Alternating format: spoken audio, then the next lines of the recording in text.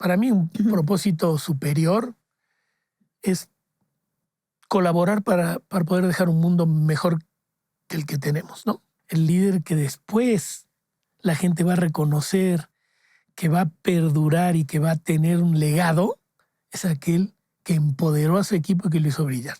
Cuando tú a la gente la empoderas y la animas a hacer más cosas, va a estar más cerca de la felicidad en el trabajo.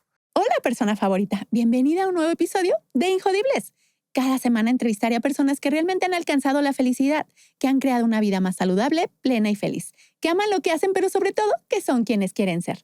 Hoy tengo como invitado a Pablo Avichain, un físico que se convirtió en experto en recursos humanos y desarrollo organizacional. Pablo es una persona resiliente, pragmática y adaptable, las cuales son características de una persona injodible. Pero sobre todo es una persona que cree firmemente que todo lo que le pasa depende de él y que él decide si lo jode o no. Acompáñame a escucharlo y conviértete en una persona injodible igual que él. Hoy hablamos del valor de tener una pareja que te impulse, de cómo enfrentar el desapego, de cómo los líderes deben de inspirar en lugar de empujar. Y finalmente hablamos de cómo convertir a un equipo disfuncional en uno saludable. Suscríbete a mi canal y no te pierdas ningún episodio injodible. Espero que lo disfrutes tanto como yo y te deseo que seas injodiblemente feliz.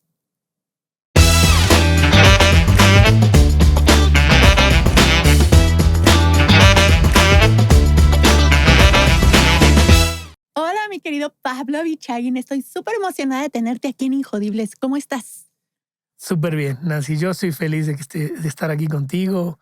Me encanta que me hayas invitado y me siento realmente honrado por estar contigo. Pues si hay una persona que admiro por su equilibrio, por su paz, por la vida que vive, creo que eres tú y así que tenías que estar aquí. ¿Y te parece si comenzamos con la primera pregunta? Vamos. Para ti, ¿qué es ser injodible? Bueno, en realidad creo que es una forma de vivir, una manera de afrontar las cosas, ¿no? Y depende fundamentalmente de ti, del equilibrio, como decía hace un rato, que logres tener y de estar consciente que en realidad tú le pones valor a las cosas que te suceden. Ellas son neutras y tú las pones en el lado positivo, en el lado negativo.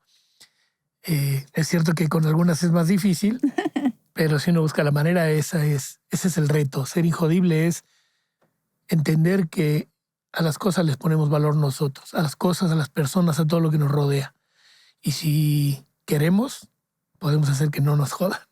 Me encanta y me encanta una palabra que mencionaste que es la palabra equilibrio. Para ti, ¿qué es el equilibrio? Bueno, el equilibrio tiene mucho que ver con este concepto que alguna vez hemos hablado de estar conscientes de que no se puede estar en un estado todo el tiempo. En el estado feliz o en el estado infeliz, en el deprimido, en el alto, en el bajo. Los contrastes hacen que justamente uno tenga conciencia de lo que puede pasar y lo que está viviendo. Entonces el equilibrio es estar consciente de que podemos estar en una fase y tenemos todo el potencial para pasar a la otra fase, a la otra, al otro estado, ¿no?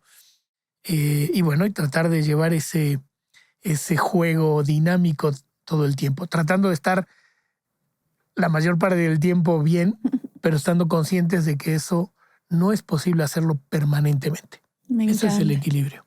Y yo creo que tú lo vives muy bien, ¿no? O sea, recuerdo perfecto que de repente te escribo y me dices, estoy en mi velero, Ujú. en Valle de Bravo, en Mazatlán, en cualquier parte del mundo. Cuéntame de dónde nace ese amor y qué representa en tu vida. Fíjate que yo no era de mar, pero mi esposa es una amante fanática. Acaba de terminar su curso de capitana de velero, lo hizo en La Paz, y bueno, ella me empezó a invitar a hacer estas actividades. Primero hacíamos windsurf, también me invitó a aprender a bucear, nos certificamos juntos, y después con la locura del velero.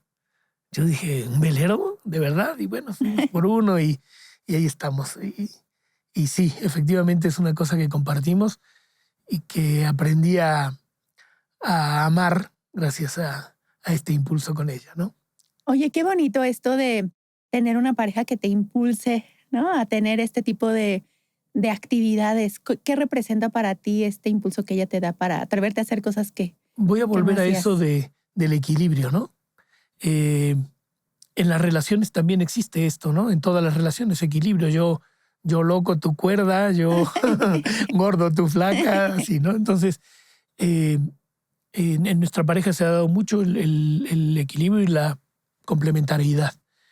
Y hay que tener conciencia de que individualmente, primero que nada, hay que estar en ese equilibrio y después puede uno buscar el equilibrio en las relaciones, en la pareja, en las amistades, en las relaciones laborales, ¿no?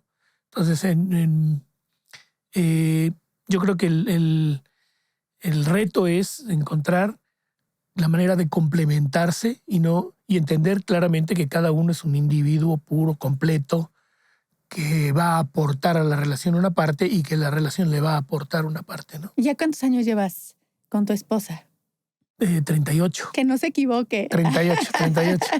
38. ¿Cuál es el secreto para estar con una pareja con 38 años? No hay secreto. Hay que vivir el día a día. Yo te diría que sí tener un plan maestro, pero no rígido. El ir fluyendo, como se usa ahora la palabra, ¿no? Ir buscando la forma de que ambas partes se puedan desarrollar y emancipar. Esto tiene sus retos, como lo que hemos hablado hasta ahora, altos y bajos y momentos dinámicos, más estáticos, individuales, en pareja. Y entonces, bueno, combinar eso y tener claro que uno busca el bienestar de ambos, ¿no? Me encanta. Y cuéntanos una situación, Pablo, que hace años te haya ayudado a ser injodible. Bueno, mira, yo voy a referirme a algo que pasó hace mucho tiempo. Cuando yo tenía 15 años, ¿no? Hace unos siglos. En Argentina hubo un golpe de Estado y mi familia salió de Argentina, nos fuimos a vivir pasamos por Italia y después en Argelia. Ese abandono de todo lo que había detrás, a una edad compleja, a los 15, ¿no? Cuando uno es postadolescente o adolescente más bien, es complicado, pero me enseñó a saber desprenderte de las cosas, ¿no? Sobre todo de las cosas, ¿no? Con los vínculos familiares y de amistad quedas, mucho más difícil en aquella época porque WhatsApp ni nada de eso, ¿no? Entonces la distancia sí era fuerte, pero sobre todo desprenderte de las cosas materiales, entender que se puede empezar todos los días de nuevo, todos los días. Y eso te hace jodido.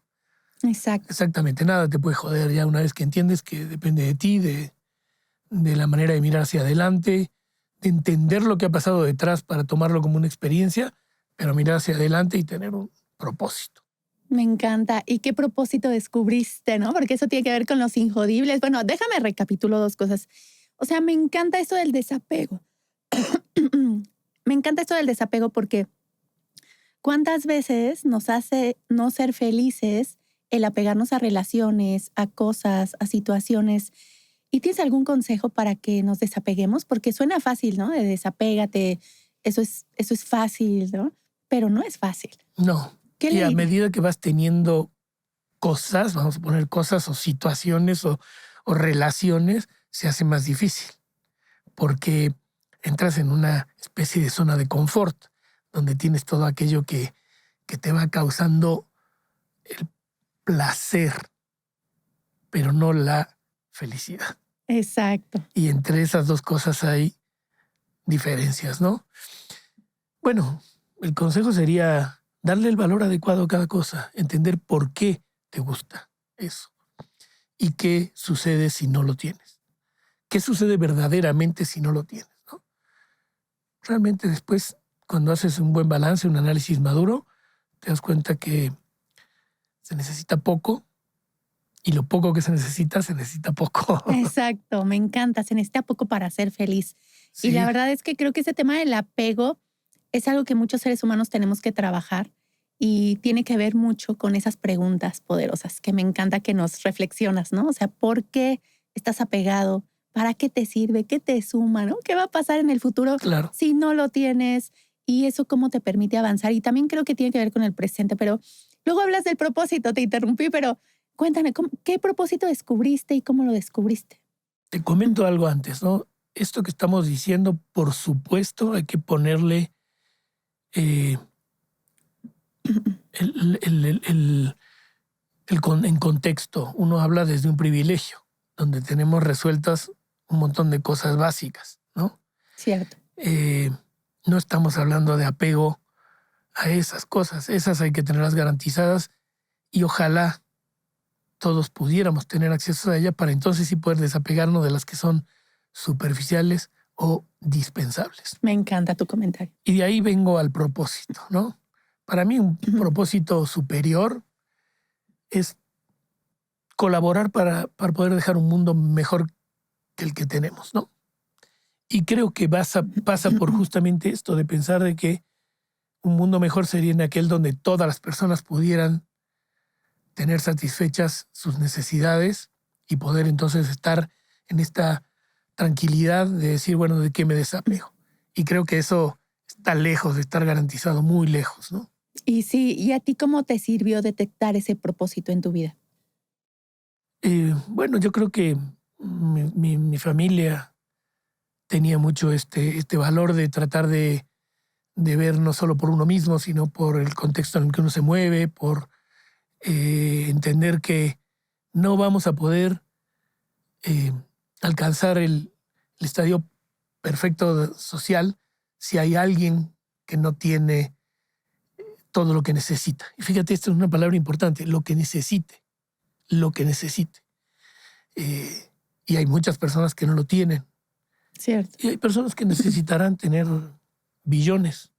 Bueno, no sé, es muy utópico en este momento, ¿no? Pero esa es la idea, que todos podamos tener lo que necesitamos.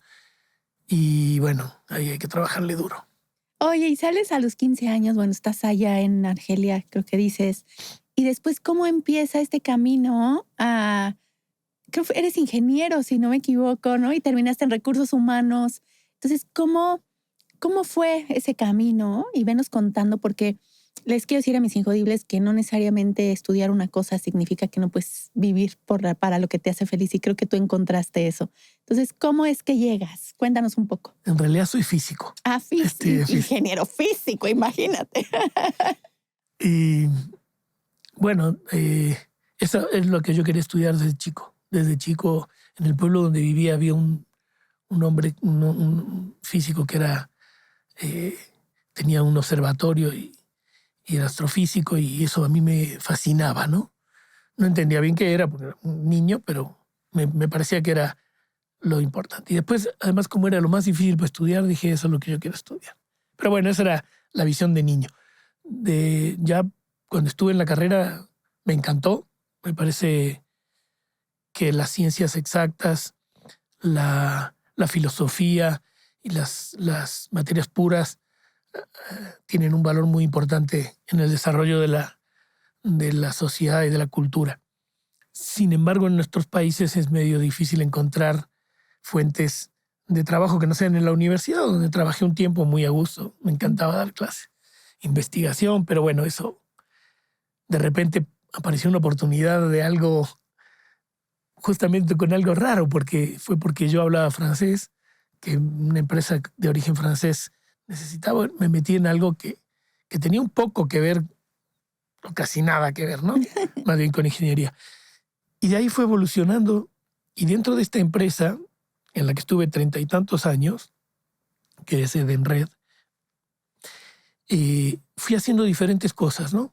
Diferentes cosas cada 5 años más o menos, tenía un proyecto diferente, y eso fue encantador, porque me fui empapando de diferentes aspectos de la vida en la organización, en la empresa. Y llegó un momento donde me tocó hacer en Francia la fusión habían comprado otra empresa y había que fusionar áreas, y lo tuve que hacer muy solo. Recursos humanos no ayudó mucho.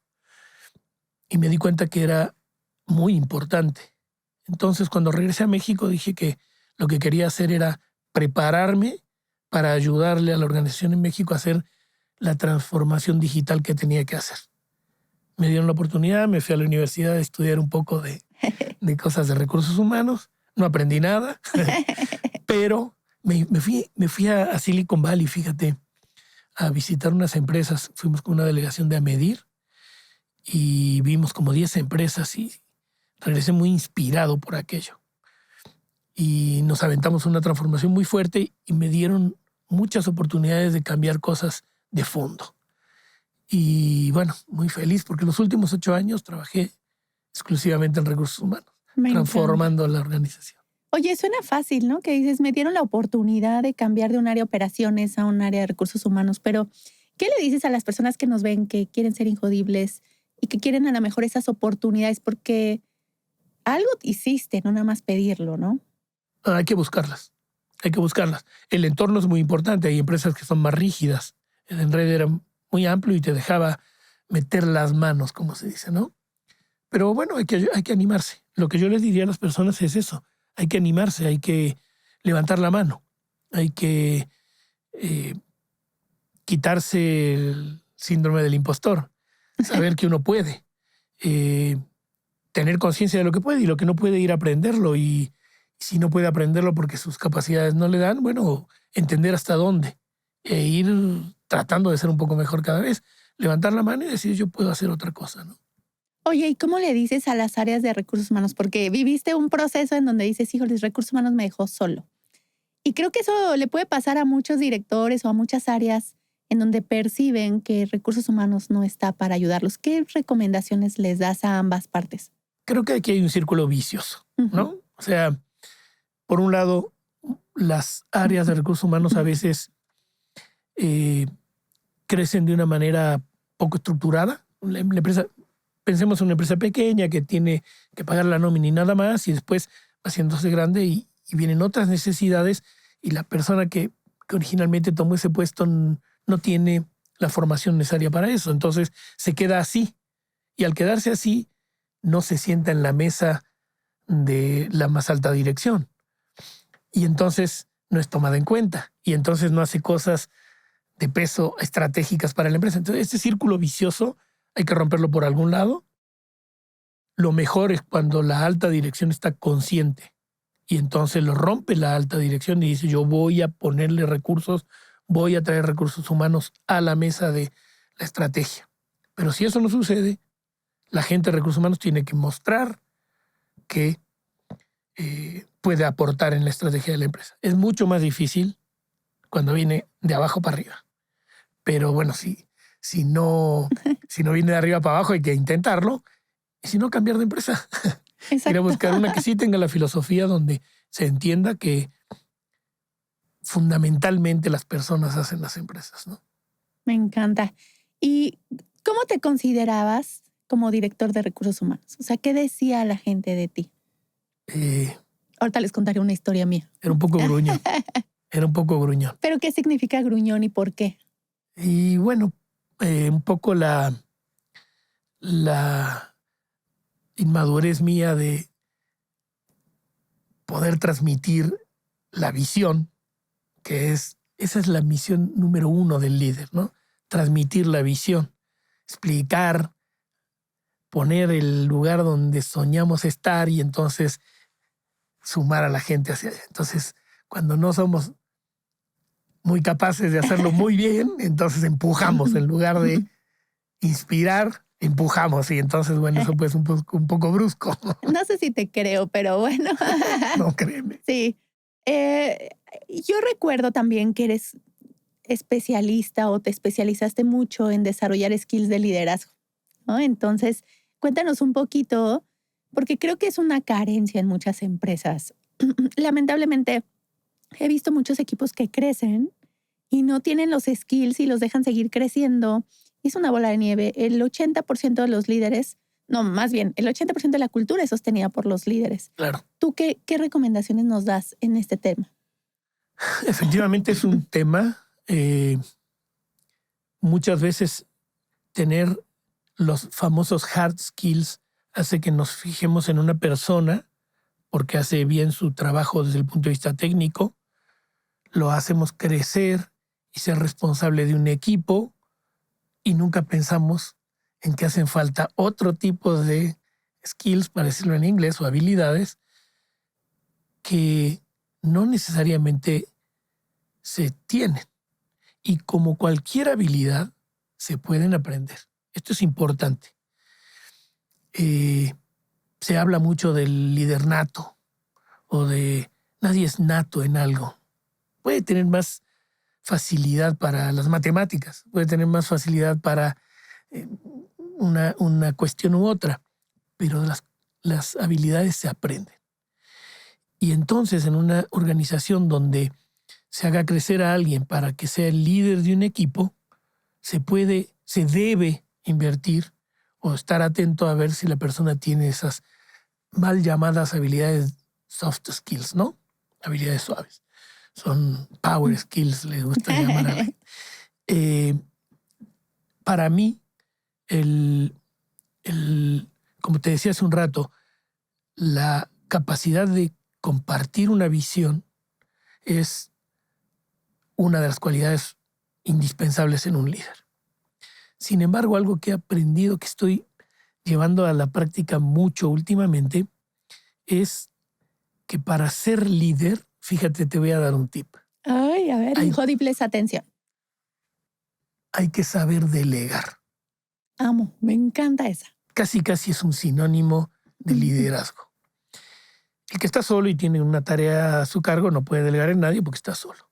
Cuando se hace responsable de un equipo, no puede seguir haciendo todo, por definición. Y entonces, ¿qué tiene que hacer? Delegar. Por lo tanto, en el momento que empiezas a liderar un equipo, estás teniendo que delegar. Y delegar no es, ahí te encargo y a ver cómo le haces. O adivina, ¿no? A ver si sabes qué hacer. Tremendo. Hay toda una metodología que explico con las personas con las que hago coaching sobre esto para delegar de una manera efectiva. Pero tenemos tiempo. ¿Nos puedes explicar la metodología? A ver, claro, ¿qué tendríamos que hacer? Claro. Hay varios pasos que identifico, ¿no? El primero, y parece obvio, ninguno es obvio, es averiguar si la tarea es delegable. Hay cosas que no puedo delegar. No puedo. ¿Cómo identifico eso? Bueno, hay ciertas reglas generales, ¿no? Hay cuestiones, por ejemplo, de confidencialidad, hay cuestiones de estrategia, hay momentos de crisis. En momentos de crisis no se puede delegar. Hay una cosa interesante. Lo que me han delegado a mí, como tal, no lo puedo delegar. Partes de eso puedo delegar, pero si a mí me dan el puesto de director de recursos humanos, yo no puedo delegarle a alguien el puesto de todas las responsabilidades de dirección de recursos humanos. Algunas. Y tengo que ver. Pero lo que me han delegado a mí. Antes que esto, entonces, entender que delegar no es dejar la responsabilidad. Es empoderar a alguien para que haga algo, conservando la responsabilidad de ese asunto. Y eso es importante. Por lo tanto, tiene que haber un reporte siempre de la tarea. Entonces, la primera fue ver si la tarea es delegable. La segunda es elegir a la persona. Ver si la persona tiene las capacidades o el potencial para hacer eso. ¿Le interesa hacer eso? Y esto es importante, Nan, porque hay personas que están contratadas para hacer algo y se les delega otra cosa para las cuales no están motivadas. Entonces, o no están capacitadas, o no tienen tiempo porque ya tienen la agenda llena. Entonces, bueno, todo eso implica encontrar a la persona, si la persona es la adecuada. La tercera va a ser poner los objetivos, claramente. Claramente. Ahí hay un tema que hay que profundizar. Sí. Pero a ver, cuéntanos. ¿Qué significa para mí que la tarea esté completada? ¿Cómo me vas a reportar? ¿En qué tiempo? Un objetivo SMART. Bien. Después poner los puntos de control en el camino, para que no sea que al final nos demos cuenta de que los puntos de control acordados con la frecuencia necesaria. Y aquí viene una que te va a matar. Asegurarte que la persona tiene los recursos necesarios para hacerlo. Amo, me encanta. Preguntarle, ¿tienes todo lo que necesitas? Bueno, evaluar tú como experto si lo tiene y preguntarle a él, a lo mejor tiene una necesidad. Y acá te va una. Un recurso importantísimo es que toda la organización sepa que él es el responsable ahora de esa tarea. Para que cuando llegue a pedir ayuda o a colaborar con los demás, se entiendan por qué viene esta persona a pedirme esto, que originalmente era de una responsabilidad de otro, ¿no? Toda la organización debe saberlo. Y las últimas dos son dar feedback. Feedback como se debe dar. Hay todo un tema, ¿no? Y la última, agradecer cuando termine que haya hecho algo que tú le delegaste. Agradecer no cuesta nada y vale mucho. Ay, Pablo, me encanta, me encanta. Y los injodibles que nos están viendo, déjame decirte que este concepto de delegar, para mí, Nancy, y mi experiencia, es el que ayuda a los líderes a ser mejores y más felices. Absolutamente. O sea, hicimos una encuesta y para que te des idea de todos los líderes que formamos, y bueno, tú que trabajas con nosotros también, el 60% de su tiempo lo podrían utilizar delegando. Claro. O sea, hacen actividades que debería de hacer su gente u otras personas. Entonces yo siempre les digo, ¿qué harías con ese tiempo? ¿Tendrías calidad de vida? ¿Podrías vivir distinto? Entonces, a mí me encanta decirles que ser un buen líder significa ser feliz y estar bien. Perfecto. O sea, nos han dicho que inspirar, que motivar, y esa es la responsabilidad hacia afuera. Pero ser un buen líder te hace tener calidad de vida. Y ahí, si no tienes calidad de vida, algo tienen que estar haciendo. Absolutamente de acuerdo. Oye, pero eso suena muy bonito, ¿no? Me encanta todo esto. Pero ¿qué le dices a un líder que tiene miedo a delegar, que tiene miedo a que su ego se vea afectado, a que el estatus que tiene en la organización no se vea, a perder el control? ¿Qué hacemos con esos? De verdad que es exactamente lo contrario.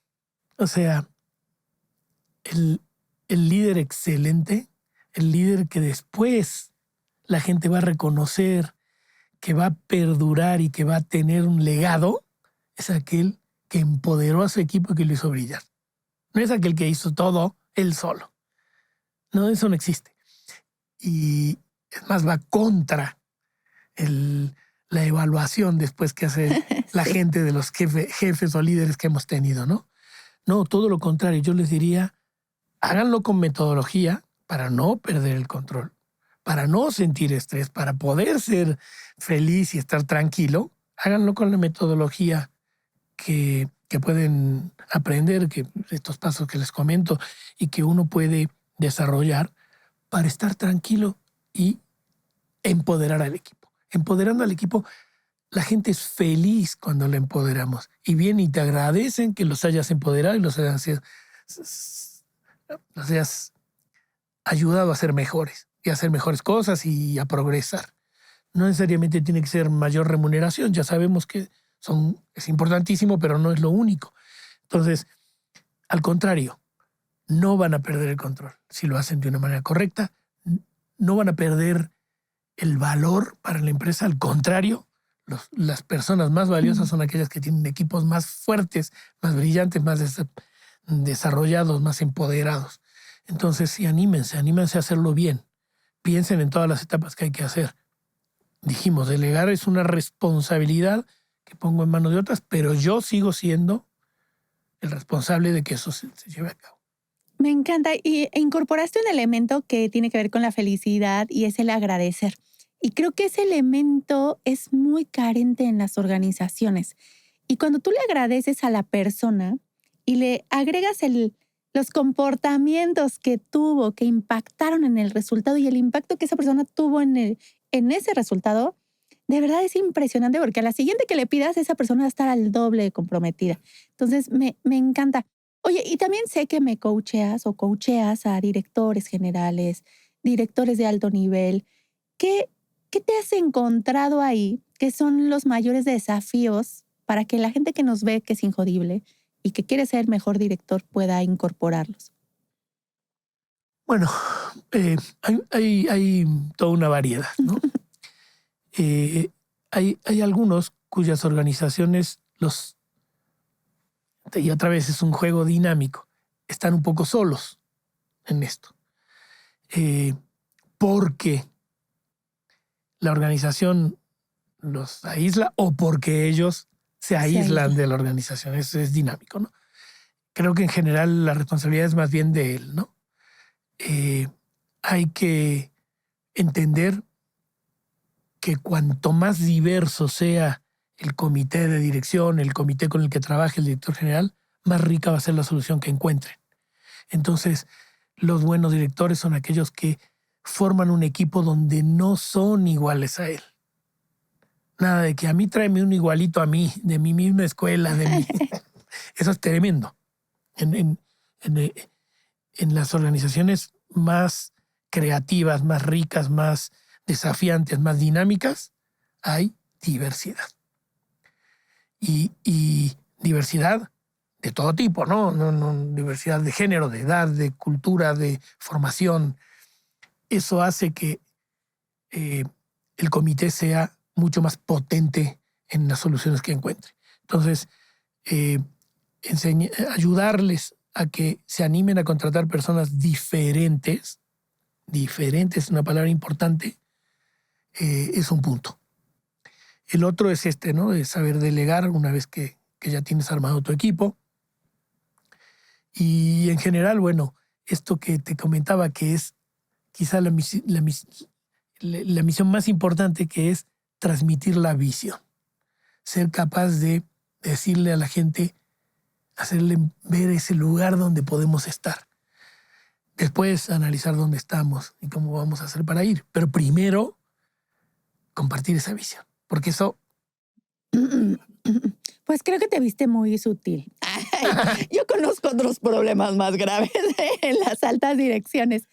Y fíjate, ahorita me recordaste, me encanta esto que compartes, ¿no? Pero de repente en los equipos directivos está mucho este juego de los egos, ¿no? De quién le cae mejor al director general, de quién cree que tiene el control, el que guardo información, el que no permito que mis equipos hablen con los equipos de otros directores.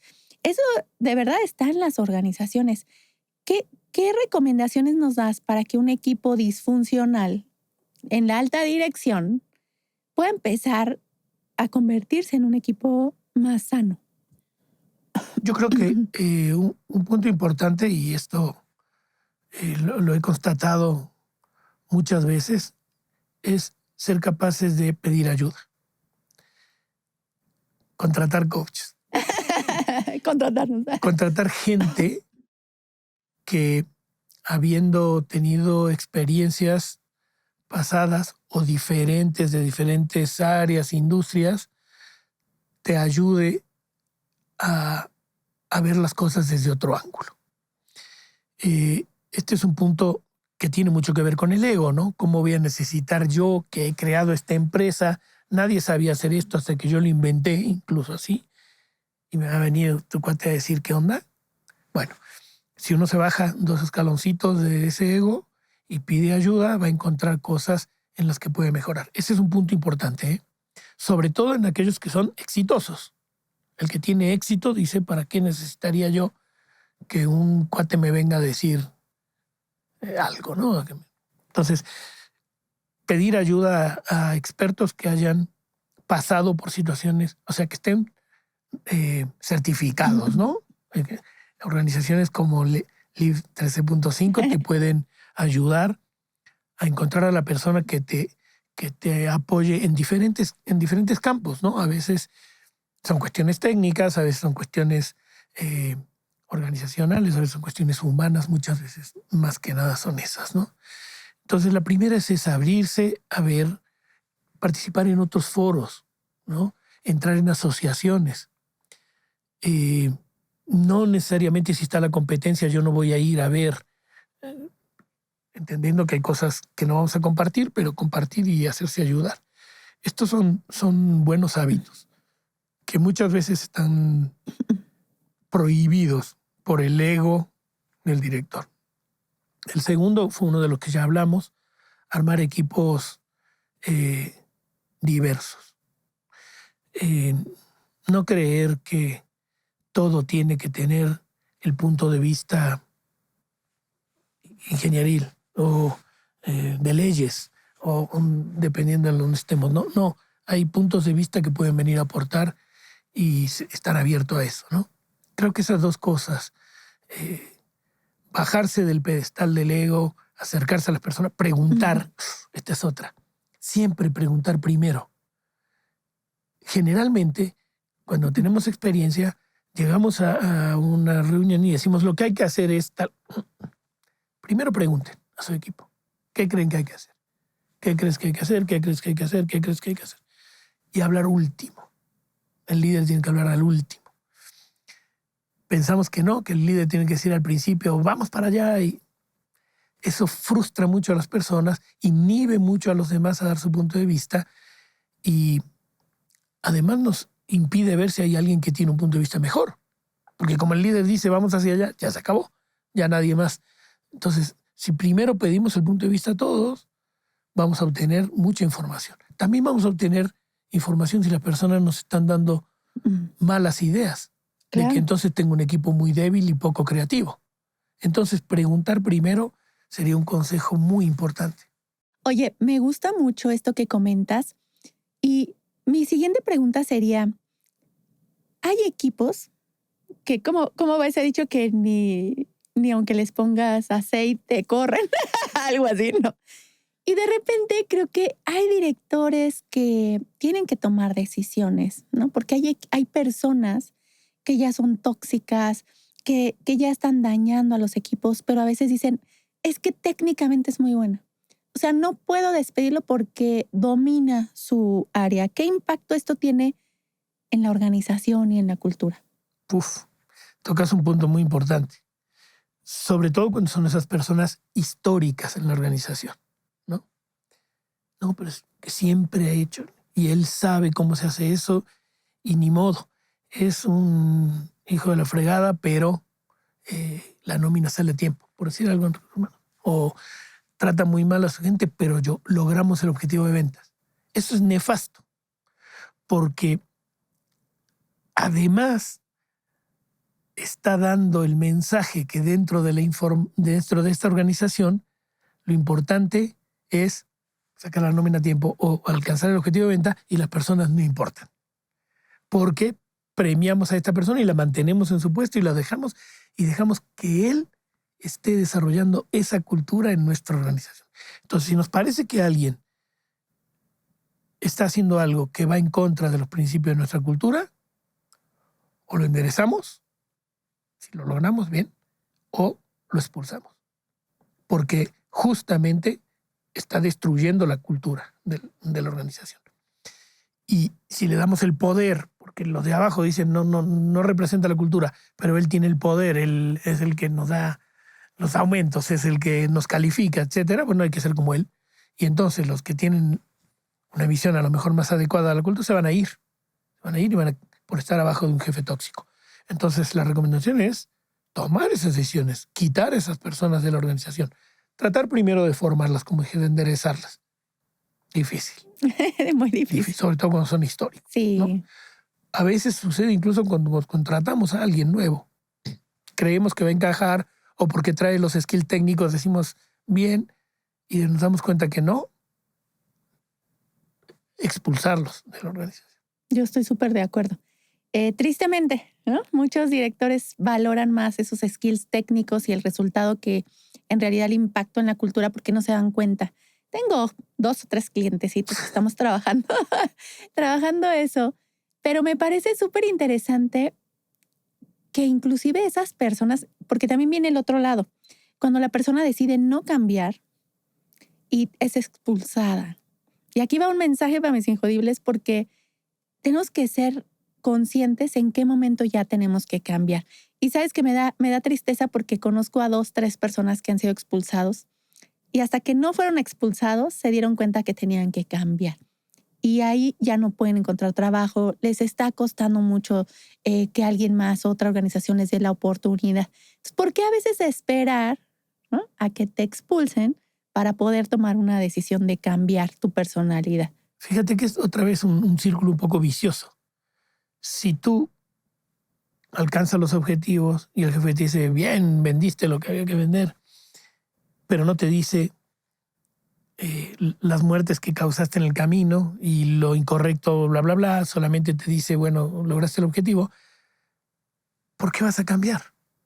Si está Claro, perfecto. te validan Exacto, esos te está comportamientos. validando. Entonces, si las organizaciones dicen lo tengo que expulsar, pero son culpables también de que esa persona esté siendo recompensada por hacer cuestiones incorrectas. Me encanta. Entonces, bueno, esa dinámica tiene que evaluarse. Muchas veces en eso ayuda una visión externa. Un Exactamente. coach que venga y te diga, oye, tú dices que tu cultura o que te gusta que en tu empresa la cultura sea asá, pero este cuate no la representa. Representa lo contrario. Y tú lo estás haciendo permanecer en la compañía, hasta crecer en la compañía. ¿Estás consciente de eso? No, bueno, pues que a mí me interesa que el objetivo de evento esté cumplido. Está bien, pero entonces tu filosofía de empresa no es esta que dijiste, sino es alcanzar el objetivo a cualquier precio. No, no. Bueno, entonces vamos a cuestionarnos, vamos a ver qué se puede hacer y vamos a ver si realmente esta persona es todo lo que tú crees. Sí hay que ver las cosas con otro punto de vista, ayuda muchísimo. Y claro, cuanto más nos tardemos, peor, porque le hacemos un daño a esa persona, porque como tú dices, cuando salga, a lo mejor ya ha pasado demasiado tiempo y va a ser más difícil adecuarse. Y no le dimos el feedback adecuado, decirle, tienes que cambiar tal cosa porque no estás acorde a los lineamientos de la empresa. Ni se lo decimos. O si se lo decimos, pero no importa porque lograste el objetivo Sí. con mensaje cruzado. Entonces, Oye, sí. hay que tomar la decisión. Me encanta. Y me voy a ir a un concepto que impacta la felicidad en los colaboradores, ¿no? En el trabajo, hablando de la importancia de que los colaboradores sean felices. Y es este miedo de muchos líderes a la firmeza, ¿no? Porque piensan que ser firmes no significa ser cercanos. Entonces hay una confusión y entonces me vuelvo un líder que grita, que quiere controlar, porque pienso que esa es firmeza.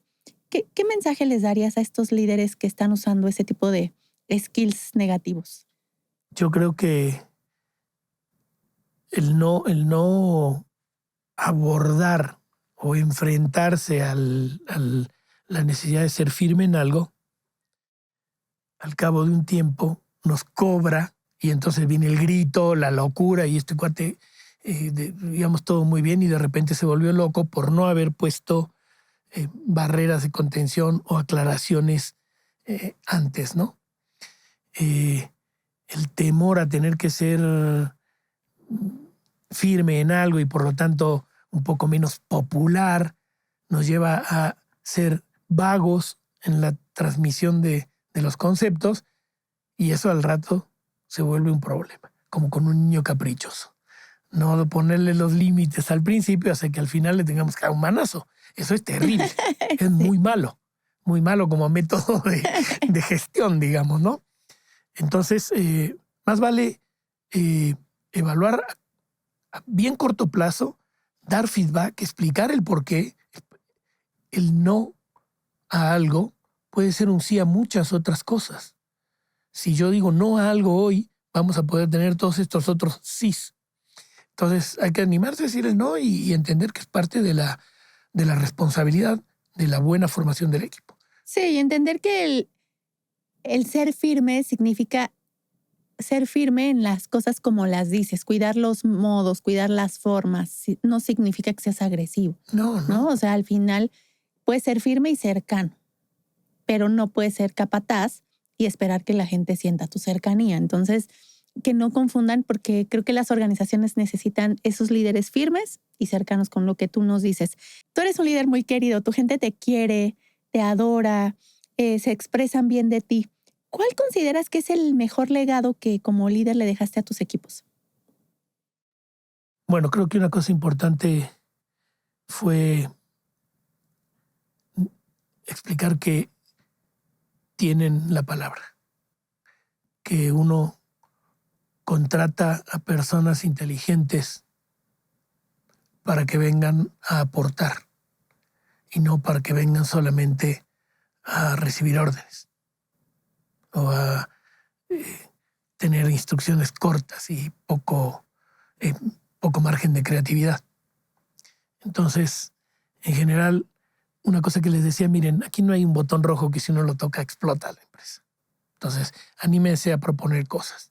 Si le parece que va a ser muy riesgosa, pregunten primero, pero empodérense y propongan y hagan cosas. Entonces yo creo que, y eso es un consejo, cuando tú a la gente la empoderas y la animas a hacer más cosas, va a estar más cerca de la felicidad en el trabajo, va a estar más cerca en querer hacer más, en proponer más y en reconocer el liderazgo que han tenido.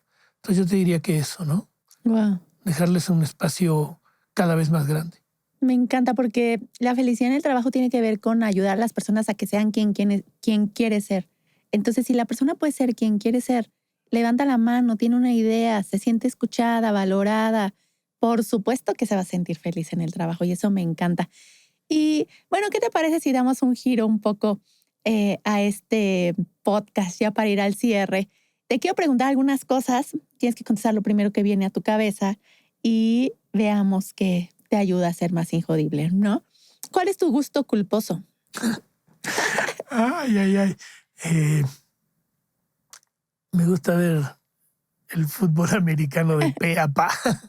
Ok, de Entonces, cualquier equipo, de cualquier me partido. gusta el fútbol americano en la tele, entonces el gusto culposo es pasar muchas horas ahí cuando viene la temporada. Me encanta. ¿Cuál es un hábito positivo que tengas? Bueno, creo que un hábito positivo es fijarme en que comer rico. Comer rico quiere decir sanamente, equilibrado, pero dándose gusto y buscando eh, placer en la nutrición. Ok. Entonces, un hábito bueno es comer bien, digamos. Y un hábito que no es tan positivo, pero que sigues manteniendo. Bueno, quizá flojear un poco de Ah, más. qué rico. Creo que puedes hacerlo. Fíjate, Podría hacer más cosas. te voy a hacer una pregunta que no te había hecho y me voy a saltar tantito y voy a romper un poquito el proceso, pero tú hace poco decidiste jubilarte, pero tienes una energía increíble, te la pasas viajando, haces mil cosas y creo que hay muchas personas allá afuera que cuando hacen este brinco se deprimen. Mm, ¿Qué consejo les darías? Porque creo que es un paso bien importante en la vida que nadie piensa que va a llegar. Muy importante, muy importante. Sobre todo en las generaciones más jóvenes donde la posibilidad de haber creado un patrimonio y los fondos de jubilación son mucho más inciertos o inexistentes incluso. Entonces, por un lado está la parte económica esta, pero por otro lado está el plan que uno tiene que hacer. No he sido mucho de hacer planes así estrictos, pero generales sí. Y yo siempre decía, ¿cuál es la edad? 65 para jubilarse en México, pero prejubilarse 61 y medio, porque ahí ya las cuentas dan casi lo mismo. 61 y medio, dije, ahí me quiero jubilar. Pero desde hace mucho, ¿eh? Dije, ahí yo quiero, cuanto antes, dejar de tener el ritmo de trabajo. Y eso que el trabajo me encanta, ¿eh? Me encantó siempre ir a trabajar, me la pasé bien, hacía cosas que me gustaban, no todos los días, pero la mayoría. Pero dije, ah, esto tiene que tener un tiempo porque yo quiero un nuevo equilibrio, un equilibrio donde trabajar no sea tantas horas diarias. O sea, ir al trabajo no sea... Sigo haciendo cosas, trabajo, pero menos horas. Y e hice un plan, no tanto un plan de estrictamente que iba a ser el día N+1, sino qué otras cosas me gusta hacer, ¿no? Y, y pasa por ahí, tener un mejor equilibrio, relación diferente con las personas, con hobbies, con tiempo libre, con tiempo para leer. El ocio está un poco satanizado en Malvado. nuestra cultura, ¿no? ¿No estás haciendo nada? Bueno, no estoy pensando. Por ejemplo, estoy leyendo, ¿no? Bueno, pero no estás haciendo nada. Bueno, vamos a empezar a plantear qué es hacer algo y por qué hay que hacer algo, ¿no? Entonces, este nuevo equilibrio está padrísimo y se los recomiendo. Hagan un plan, busquen cuál va a ser el momento en que puedan dedicar menos horas a vender su fuerza laboral. Me encanta, me encanta. Y me hiciste recordar un estudio que dice que el aburrimiento te ayuda a ser más injodible. Y me rompieron la cabeza porque cuando tú llevas a tu cerebro a aburrirte, lo llevas a que encuentre más posibilidades. Pero el ser humano no se quiere aburrir. Más porque tienes el celular aquí. Estamos entonces, en una era ¿no? complicada, que hay que estar tiqui, tiqui, tiqui, conectado. Todo el tiempo. Muy, muy traumático para el cerebro. Y fíjate que yo tengo varios colegas que son directores generales y que ocupan 2 horas de su tiempo a la semana en aburrirse.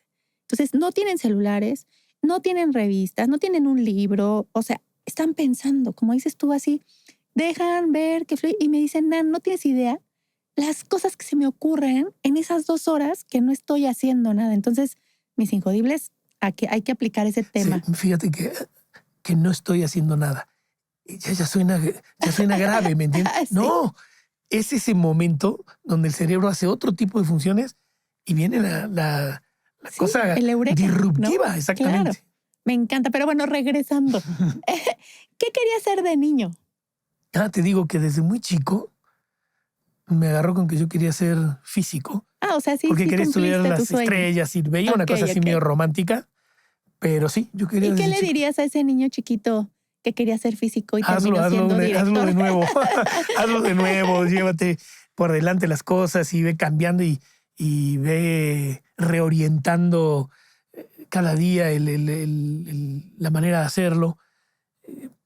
Sí, probablemente haría algunas cosas diferentes, pero también es bien teórico eso, ¿no? Uno va haciendo las cosas en función de lo que hasta ahí lleva como experiencia y eso te lleva a tomar las decisiones. Entonces, la vida es así, un día a la vez. Un día a Entonces, la ¿qué le vez. diría a ese niño? Pues vive la vida y creo que la he vivido. Me encanta. Sí, estoy de acuerdo contigo. Y para cerrar, mi querido Pablo, que ha sido increíble este episodio, ¿qué mensaje le darías a nuestros injodibles para que se conviertan en más injodibles? Ok, hay una frase de Epicteto que me gusta mucho, que es, no son las cosas las que nos producen lo que sentimos, es el valor que nosotros le damos a las cosas. O sea, está en mí darle valor a algo, dejarlo que me haga daño, dejarlo que me apague, o dejarlo que me haga crecer, o hacerlo que me potencie. Depende de mí. Entonces, hay que dejar de mirar al exterior como el culpable de, si afuera llueve, pues sí, va a llover. Si eso me hace jodido, es porque yo le estoy dando un valor a eso. Entonces, buscar el verdadero valor de las cosas para uno y encontrar la manera de ponerlas en su sitio. Eso los va a hacer injodibles. Injodibles porque va a depender solamente de ustedes que un evento, una persona, una situación los afecte. Me encanta, me encanta. Y pues mi querido Pablo, muchas gracias por este episodio. Creo que les diste muchos hacks a las personas que nos están viendo.